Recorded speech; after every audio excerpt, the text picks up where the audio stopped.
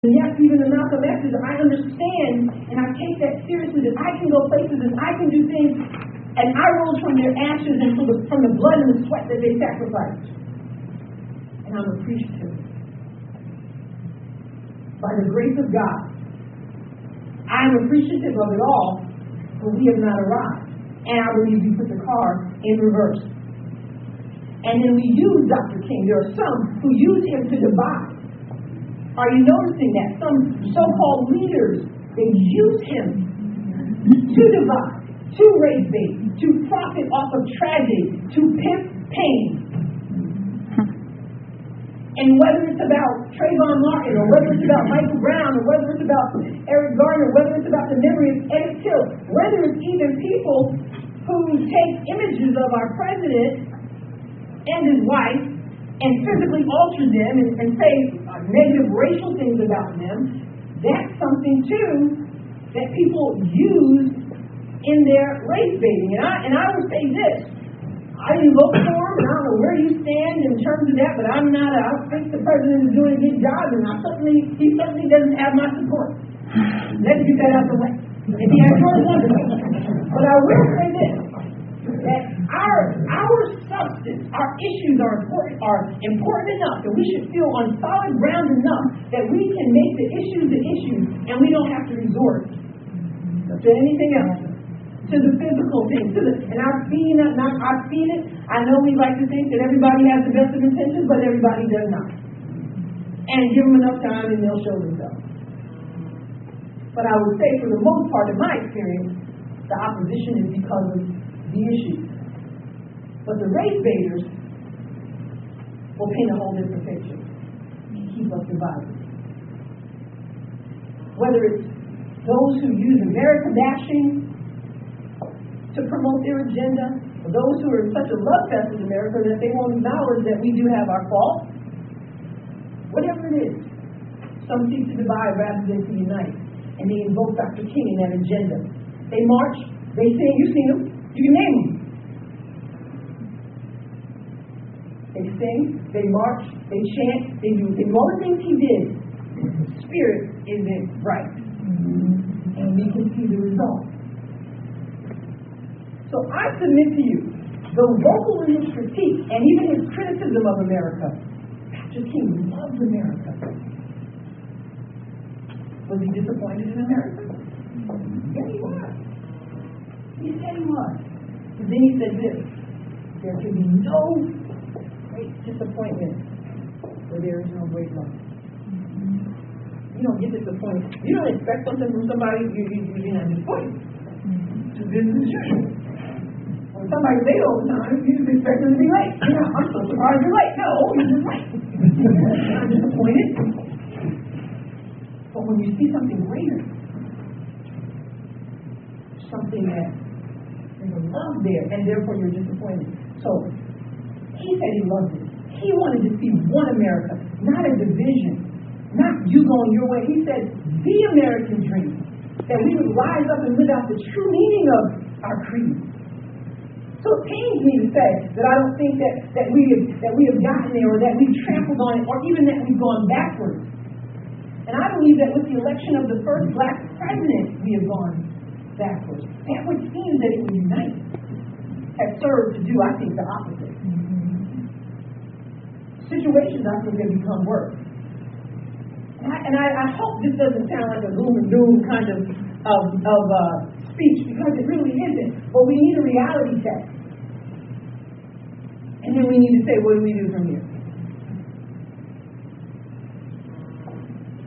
That's what should have brought us closer, hasn't. So what does Dr. King's dream entail? He tackled the American dream. He tackled freedom. He tackled poverty. It wasn't just about a speech. He talked about voting. He talked about police brutality, violence, segregation, justice, character, hope, unity, education. He called it out. And maybe I have a dream speech is one that we gravitate to, because it takes us from the depths of our current situation to the hope that he saw. If he just ended his speech on the down note, we were like, well, okay. But he saw something. He saw something to come. Take Ferguson and Michael Brown and Eric Garner and the two cops that were shot in New York City. Think about, have you seen those signs? Hashtag Black Lives Matter? Have you seen those? Yeah. We're living in what I consider dangerous times in race relations because we're at the place where emotion rules the day. And that's always dangerous.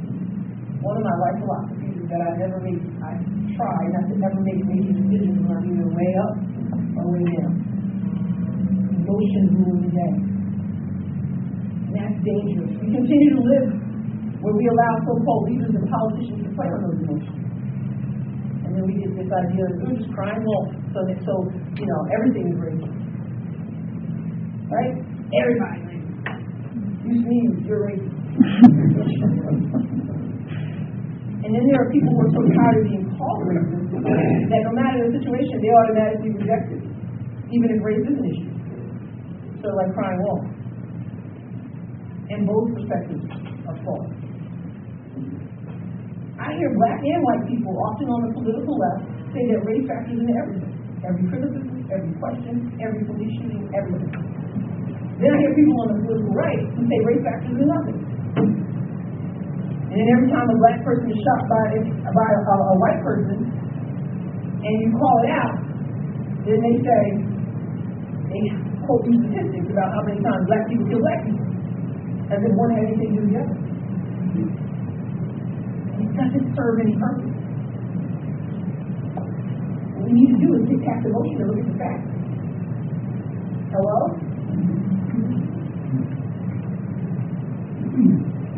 So I remember, it's like, it's a pain. We're trying to get past the pain. Why are people crying out all the time? Why is it everything is racist? Or why is it? Because we're trying to get past the pain of our history that we've not gotten past, that people have not released. I had a pastor once that used to say that you see somebody who once broke an arm and had a cast on it, but it got better and the time went by and the cast went off and it's just so beautiful. It's a beautiful arm. It looks like every other arm. But then somebody gets close to it and leans on it and the person screams. You know why they scream? Because it wasn't healed. It looks good for a while till the right thing comes along and touches it. And then they explode. And that's what we're seeing. There's something there that's still there that hasn't been healed. And there's no grand jury decision and there's no law that man can devise that can heal us from ourselves. And I remember when Michelle Obama spoke in 2008 at the Democratic National Convention. And then Obama spoke 3 days later, which was the 45th anniversary of Dr. King Diary speech. And I remember sitting in my living room listening to her talk about him. He was accepting the nomination on that 45th anniversary. And I sat there and listened to her and I cried. And I didn't cry because it was like, oh wow, it was wonderful. I cried because I thought, look at where we've come. And yet I can't cast that vote. Because we didn't line up. And I would have loved to have been able to do that. But there are some things more important than color. That was what Dr. King was saying. And his dream was that we would one day live in a nation where we would not be judged by the color of our skin, but by the content of our character. And I had a student during that time who had asked me, who are you going to vote for? He said, just vote for Obama. He's the first black. I said, well, you know, let me say something. We got on the other side, we have someone who'd be the first woman vice president. I'm just as much a woman as I am a black person. So I better figure out what the issues are, and I better vote accordingly. You hear me? And then I lamented after the election because I felt, and I know this is not the case for everyone, but I felt that people had made a decision, many, based on the color of skin, rather than the content of heritage. And that's not the goal. I don't believe Dr. King's dream was just so that we could have a black president. Do I think he would have thought, that's great? Well, sure, that we've gotten to that point. I mean, that I had never thought I'd see a black president in my lifetime. I just have to tell you.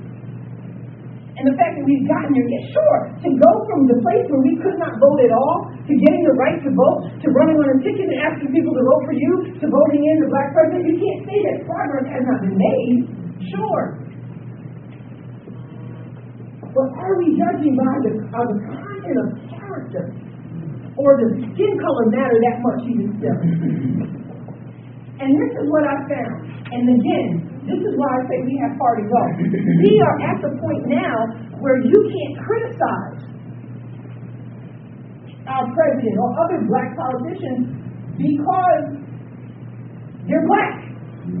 And so, and this is what I said, I'm going to share some uncomfortable, I mean, it may be uncomfortable, but because they're black, because we've got a college, listen, I coach girls varsity basketball, won a couple championships too. And I just threw that out there. And so, if I can't coach your child the way I coach everybody else, because I have to coddle your child, and if your child makes a mistake and I can't say, listen, you made a mistake and treat them like everyone else, that's a disrespect to the child.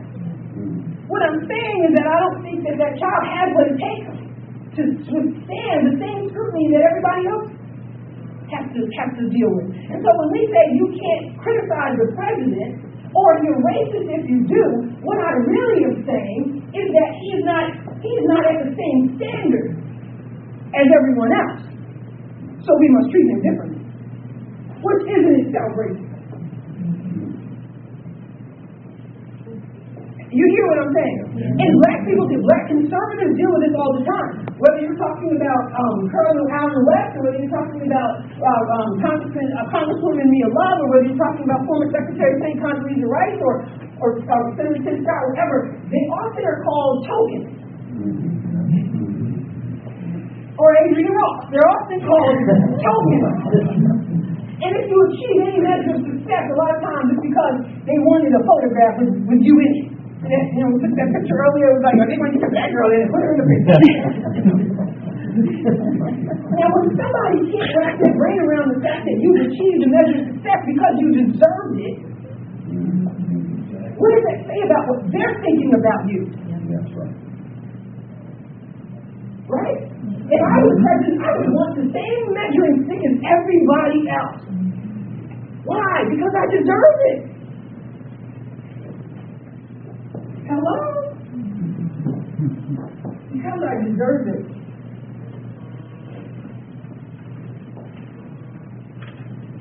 I'm going to skip through some of this. I said I could go on and on. I've been working on that. But unless we get this thing together, we're going to see more violence. Dr. King said, those who hope that the Negro needed to blow off steam, think about what's been going on. The violence. Those who hope that the Negro needed to blow off steam and will now be content will have a rude awakening if the nation returns to business as usual. And there will be neither rest nor tranquility in America until the Negro is granted his citizenship rights. The world and the revolt will continue to shape the foundations of our nation until the bright day of justice emerges. And I'm not saying that what we're seeing is justified at all. But I'm saying we need to make a change. And we need to have conversations of what that looks like. And we've got leaders that jeopardize that, quote-unquote leaders, self-appointed. Here's what Dr. King also said. The marvelous new militancy, which has engulfed the Negro community, must not lead us to distrust all white people. Some of these leaders speaking in his name need to read this. Must not lead us to distrust all white people. For many of our white brothers, as evidenced by their presence here today, have come to realize that this destiny, their destiny, is tied up with our destiny. And they have come to realize that their freedom is inextricably bound to our freedom.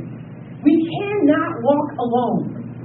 And as we walk, we must make the pledge that we shall always march ahead. We've got to go forward. And we've got to do it together. And we can't let bitterness get in the way. And we can't say screw it. Because let me tell you, that's what some people are saying now. I think there are some people who say, you know what, no matter what I say, no matter what I do, I'm a racist. No matter what I say, no matter what I do, I'm a sellout.